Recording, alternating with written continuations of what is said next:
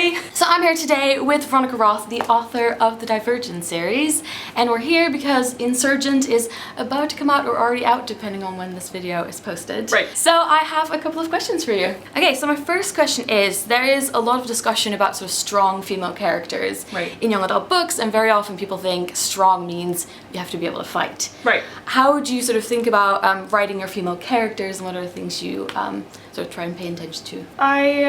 I pay a little more attention these days to complex female character. That's the term I prefer.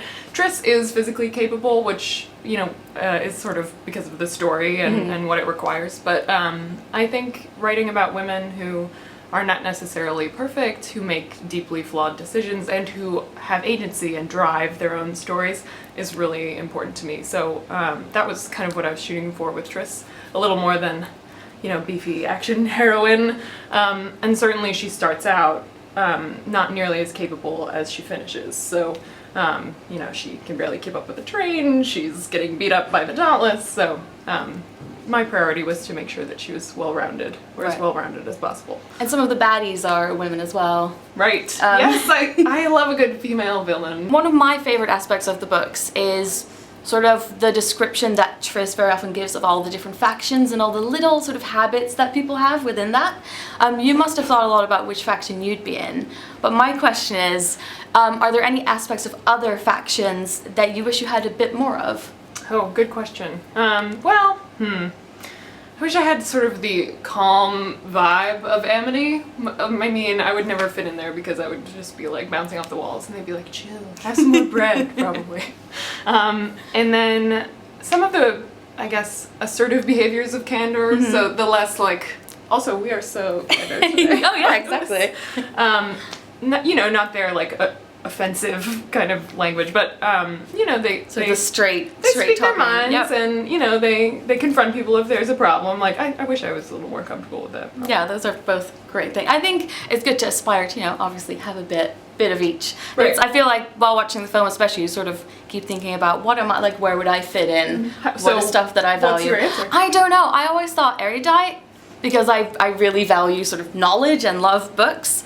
But I do like the vibe at Amity, especially when I see it in the film. I think I could probably live there. Yeah, it's nice. Which part of the book did you look forward to most seeing on the screen? I am sort of split on this. So the parts I'm always really excited to see are the simulations. Okay. And part of that is that I just don't know how they're going to do it, you know, because there's so much freedom there to explore and get a little like trippy and nightmarish, and I really love that. And I think the simulations in this movie are pretty cool. Oh yeah, they're amazing. There's that, but then I was also really looking forward to some of Triss's like emotional struggles, because I knew that Shailene Woodley would do an incredibly good job at portraying them, and I was just excited to see it.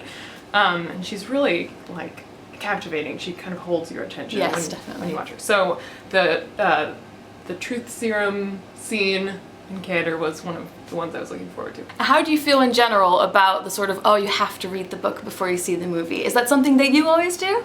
No. I feel like either way has its benefits. So if you see the movie first, then I think in some ways you're able to appreciate the movie by itself, and then you read the book and you read all the backstory and all the details, and you don't get as angry about changes when you see the movie first. But then, you know, on the other hand, if you read the book first, then you can kind of read a little more into the movie. So really my ideal is probably book, movie, but, you know, I'm okay with either way. I always try and take a 2-month break between the book and the film, That's and then good. you're sort of right in the middle. The books are set in Chicago, and do you still live in Chicago? I do. And so do you feel like it being set in Chicago like changes the atmosphere in any way? Would it be the same book if it was set in a different city?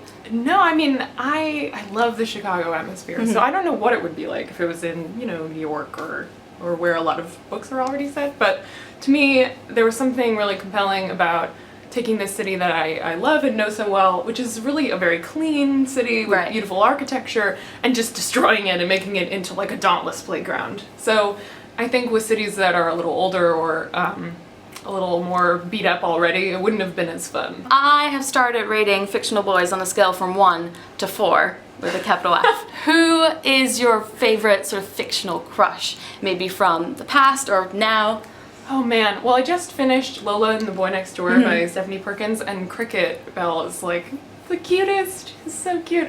And so he's my current fictional crush. You had a cameo in the first film. I did. Should we look out for another cameo in this one? I think someone told me that I was an extra, an erudite extra. Yep. And someone told me that I am there, but only for like a split second.